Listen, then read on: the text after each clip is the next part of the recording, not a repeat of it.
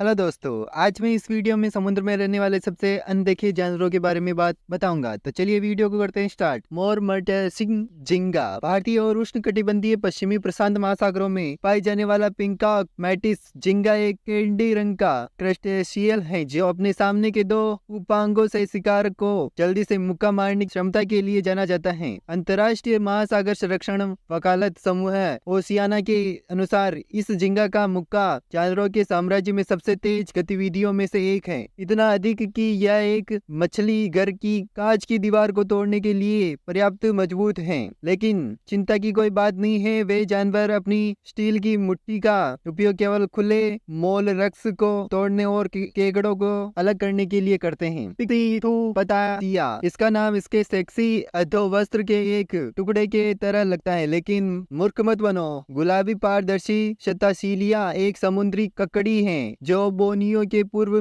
में पश्चिमी प्रशांत क्षेत्र में सेलेबस सागर में लगभग 1.5 मील की गहराई में पाई जाती है। इसकी खोज केवल एक दशक पहले 2007 में की गई थी, लेकिन जिज्ञासु समुद्री ककड़ी के पास जीवित रहने की एक रणनीति है जो इसके दीर्घकालीन विकास की ओर इशारा करती है। शिकारियों को दूर करने के लिए बायोल्यूमिनेसेंस गुलाबी पारदर्शी पतासिया का नाम इसकी पारदर्शी त्वचा के लिए रखा गया है। इसके माध्यम से मुंह, गुर्दा और आंतें सभी दिखाई देती हैं। मेंढक मछली फोंग फिश को नजरअंदाज करना बहुत आसान है क्योंकि इस प्रकार की एक्स एगलर्स फिश अपने परिवार के लगभग समान हैं। ज्यादातर मूंगा चट्टानें वे संपज या शैवाल से ढकी चट्टानों में मिलती जुलती हैं और लगभग हर कल्पनाशील रंग और बनावट में आती हैं। कुछ फोंग फिश अपने छाल वर्ण का उपयोग छिपने के लिए नहीं बल्कि जहरीली समुद्री अलग्स की नकल करने के लिए करती हैं। उनकी शक्ल सूरज चाहे जो भी हो, फोंग फिश की सभी प्रजातियों में एक चीज समान होती है, वह है उनकी अजीब हरकत। यद्यपि वे तैर सकती हैं, अधिकांश अपने पेक्टोरल पंखों के साथ चलते हैं। वो बाह्य जैसे अंगों में विकसित हो गए हैं। इसमें एक जोड़ भी शामिल है जो कोहनी जैसा दिखाई देता है। रिबन हिल आमतौर पर प्रवाल पृथ्वियों के आसपास बिलों में बसा हुआ देखा जाने वाला रिबन हिल, जिसे कभी कभी लिफ नोजर्ड मोर हिल भी कहा जाता है, पूर्व अफ्रीका से लेकर दक्षिणी जापान, ऑस्ट्रेलिया और फ्रेंच पोलिनेशिया एवं इंडोनेशिया जल में रहता है। किशोरों की शुरुआत काली होती है, पंखों के साथ हल्की पीली पट्टी होती है और जैसे जैसे वे बड़े होते हैं चमकीले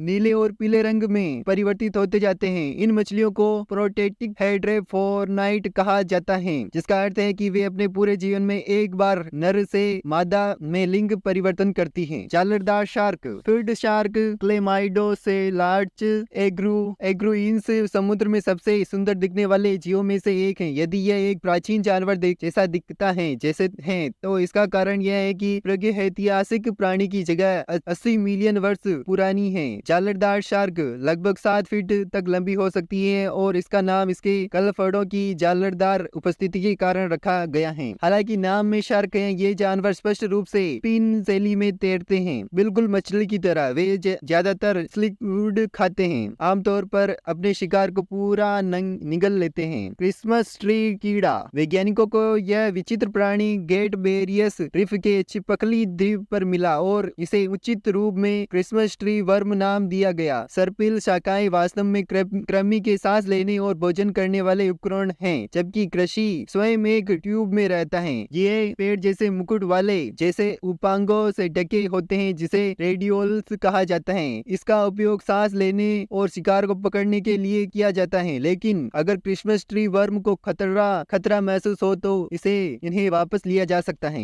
डिब्बा केकड़ा कई अन्य समुद्री जीवों की तरह बॉक्स केकड़ा भेष बदलने में माहिर होते हैं। इस मामले में क्रस्टेशियन जो ज्यादातर समुद्र तट पर रहता है खुद को रेत के नीचे दबा लेता है, केवल उसकी आंख कीचड़ भरी गहराइयों से बाहर निकलती है। बॉक्स केकड़े के जीवन चक्र के सबसे आकर्षक पहलुओं में से एक उसकी संभोग आदत है, जो सचमुच आपके पैरों से बह जाने के अर्थ को फिर से परिभाषित करती है। जब नर बॉक्स केकड़े को अपना साथी मिल जाता है तो वह उसे अपने पंजों से पकड़ लेता है और उसे समुद्र तल के चारों ओर तब तक ले जाता है जब तक कि वह अपनी खोल को पिघला न दे। स्क्विड वर्म समुद्री जोलाकन की जनगणना के संशोधन में पहली बार 2007 में एक दूर से संचालित वाहन में लगभग 1.8 मिलियन पानी के नीचे एक क्रूज के दौरान स्क्विडम वर्म की खोज खोज की थी। फंकी दिखाने वाली मछली का नाम उसके सिर से उभरे हुए स्क्विर्म। इसका उपयोग ऊपर खुले पानी से गिरने वाले मलबे को इकट्ठा करने के लिए करता है, जिसे समुद्री बर्फ के रूप में जाना जाता है। विशाल आइसोपोड ये लोग ठंडे पानी में मूल निवासी हैं और काफी बड़े हो सकते हैं। 2010 में एक दूर से संचालित पानी के नीचे के वाहन से 2.5 फीट मापने वाले एक विशाल आइसोपोड की खोज की। ये क्रिस्टीशियन जो एक विशाल वुडवर्म से मिलते जुलते हैं, मांसाहारी होते हैं और आमतौर पर समुद्र की सतह पर नीचे गिरने वाले मृत जानवरों को खाते हैं। 1889 में उनकी खोज के बावजूद में जीवन ज्यादातर रहस्य बने हुए हैं। हालांकि ऐसा माना जाता है कि विशाल आइसोपोड समुद्र के तल पर दबाव झेलने के लिए इतने बड़े होते हैं। न्यूट्रीब्रांच 3000 से अधिक विभिन्न प्रजातियों के रिकॉर्ड के साथ न्यूट्रीब्रांच एक अत्यंत बहुत बहुमुखी प्रकार का समुद्री स्लंग है। ये छोटे बच्चे लगभग हर जगह पाए जाते हैं। उतले और गहरे पानी में उत्तरी और दक्षिणी ध्रुव से लेकर उत्तरी उष्ण कटिबंधीय क्षेत्र तक दोनों अलग अलग प्रकार के डोरियड न्यूट्रीब्रांच जो सांस लेने में मदद करने के लिए अपनी पीठ पर पंख जैसे ग्रिल्स के साथ चिकने होते हैं, और एयोलिड न्यूट्रीब्रांच जो एक अलग प्रकार के अंग के माध्यम से सांस लेते हैं, जो उनकी पीठ पर भी स्थित होती हैं, जिन्हें सेराटा कहा जाता है। क्योंकि छोटी न्यूट्रीब्रांच में एक होल का अभाव होता है, इसके बजाय यह खुद को चेतावनी संकेत के रूप में चमकीले छालवरण से बचाता है। लेकिन शायद उनका सबसे अनोखा अनुकूल शिकार की डंक मारने वाली कोशिकाओं को वस्तुतः निगलने, पचाने और पुनः उपयोग करने की क्षमता है। हालांकि इन्हें समुद्री देवदूत कहा जाता है। ये जीव वास्तव में शिकारी समुद्री गोगे हैं। समुद्री जीवन जनगणना के अनुसार यह विशेष नमूना पलेट्रीब्रोचिमस अंटार्कटिकम गहरे अंटार्कटिक पानी के माध्यम से उड़ता है और शेल्ड टेरोपोडर्स एक अन्य प्रकार का गोगा का शिकार करते हैं, जिस पर वह भोजन करता है। समुद्री स्वर्गदूतों के पास विशेष पेरापोडिया या पैर के पाशे विस्तार होते हैं, जो उन्हें पानी के माध्यम से आगे बढ़ने में मदद करते हैं। कल्पर ईल्ड जिसे पेलिकन ईल्ड भी कहा जाता है, उसके विशाल मुंह और जबड़े के लिए रखा जाता है, जो उन्हें विशाल शिकार को पूरा निगलने में मदद करता है। उनकी लंबाई 6 फीट तक हो सकती है और उसके शिकार और उसके विशाल मुंह उन्हें अपने से बड़े भोजन शिकार करने की अनुमति देते हैं। ये आमतौर पर तब होता है जब भोजन दुर्लभ होता है। ऐसा माना जाता है कि गल्डपर्लील आमतौर पर क्रस्टेशियम यस और अन्य छोटे समुद्री जानवरों को खाते हैं। मार्स आर्थोकेना एक मल्टी स्टेज रॉकेट की तरह एक विचित्र सूक्ष्म जीव मार्स आर्थोकेना कई दोहराई गई इकाइयों से बना है, जिसमें टेंटेकल्स और कई पेट शामिल हैं। तकनीकी रूप से वे फेजोनेक्स साइफोनोफोर्स हैं, जो पुर्तकालीन मेन ओवार से संबंधित हैं। चींटियों की तरह कई व्यक्तियों से बने कॉलोनियों में एक ही जीव के समान गुण होते हैं। विशाल समुद्र फेनी विशाल का क्लीव्ड और क्रेटियोसिड डक्स बिल्कुल बुरे सपने जैसा है। अब तक दर्ज किया गया सबसे बड़ा 43 फीट लंबा था। ब्लू व्हेल का लगभग आधा आकार। इस वर्ष की शुरुआत में वैज्ञानिकों ने इसे बेहतर ढंग से समझाने के लिए विशाल क्लीव्ड के लिए एक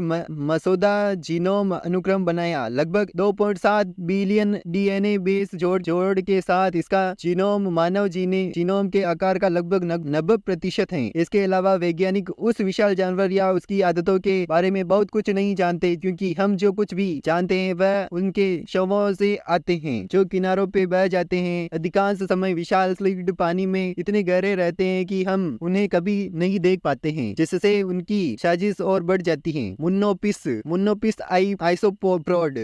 आइसोप्रोड एक विषाणु, एक विदेशी नहीं, एक मुन्नोपिस आइसोप्रोडक्ट क्रस्टेशियन है। और यहाँ तक कि वैज्ञानिकों ने भी अभी तक इस गहरे दक्षिणी महासागर के निवासियों के बारे में इससे अधिक पता नहीं लगाया है। आइसोप्रोड प्राचीन जीव हैं। वे पृथ्वी पर किसी न किसी रूप में लगभग 300 मिलियन वर्षों से हैं, जिसकी कोई रीढ़ नहीं होती, जिसमें 7 जोड़ी पैर होते हैं। जमीन पर आप उसके चचेरे भाई पिलबर्ग से परिचित हो सकते हैं। लाल होठों वाली बेक्ड फिश इस विचित्र दिखने वाली मछली को गैलापागोस बैटफिश के नाम से जाना जाता है और यह समुद्र के तल में पाया जा सकता है। इसका नाम इसके लाल होठों के कारण रखा गया, जिससे ऐसा प्रतीत होता है कि इसे लिपस्टिक लगा रखी है। यद्यपि लाल होठों वाली बैटफिश के पैर प्रतीत होते हैं, इसके अंग जैसे उपांग वास्तव में पंख हैं, जिसका उपयोग जीव खड़े होने और अपने आसपास का निरीक्षण करने के लिए करता है। बख्तरबंद अंध गोगा। दुनिया में काइटोमेनोल क्लेवोफिश जैसा कोई अन्य गोगा नहीं है जो हिंद महासागर की गहराई में हाइड्रोथर्मल वेट पर रहता है। इसे कई अन्य नामों से जाना जाता है जिसमें स्लेकेली फुट, गैस्ट्रोपोड, सेकेली फुट गोगा और यहाँ तक कि समुद्री पेगोलिन भी शामिल है। आज इसकी बहुस्तरीय शेल संरचना हवाई जहाज के पतवार से लेकर शैल्य उपकरण तक मजबूत सामग्री को प्रेरित कर रही है। बायोल्यूमिनस ऑक्टोपर्स कुछ ज्ञात ऑक्टोपोड्स में से एक जो बायोल्यूमिनेसेंस या अपनी रोशनी से चमकने का उपयोग करने के लिए जाना जाता है। टारोटेयूस्टिस ऑक्टोपर्स मेन की खाड़ी में लगभग 1 मील गहराई में रहता है। यह शिकार को सीधे मुंह में तैरने के लिए मूर्ख बनाने के लिए अपने फोटोफोर प्रकाश उत्सर्जित करने वाले अंग को स्थिर बनाना सकता है। राजहंस जीव गोगा सिपोमा गिबोसम पेलिमिगो जीव गोगे जैसे नाम और मेज कराने वाले चमकदार रंग के साथ आप सोच सकते हैं कि इस साइपोमा गिम्बोसम में संग्रह करने योग्य शैली है। नहीं तो राजहंस जीव गोगे का सारा रंग उसके शरीर के कोमल हिस्सों में आता है जो उसके खोल को ढकते हैं। जब धमकी दी जाती है तो यह अपनी मेटल प्ले को पीछे हटा सकता है जिससे उसका असली खोल उजागर हो जाता है। Vampires sleeved. अजीब बात है कि समुद्री जीवों का यह रूप दिखाने के बावजूद न तो स्लीव्ड है और न ही ऑक्टोपर्स। वैज्ञानिकों ने वेम्पायर्स स्लीव्ड को पूरी तरह से अलग जानवर के रूप में नामांकित किया है। भले ही इसकी 8 भुजा और 2 स्पर्शक फिर नाम भ्रमित करने वाला हो सकता है। ये जीव खून नहीं चूसते हैं और वास्तव में काफी निष्क्रिय शिकारी हैं। यह मानते हुए कि वे फील्ड हैं, इसके बजाय यह नाम इसकी भुजाओं के बीच में की त्वचा में आया है जो एक केप जैसा दिखता है। और यह छोटे लड़का मेसोपेलेजिक क्षेत्र के गहरे पानी में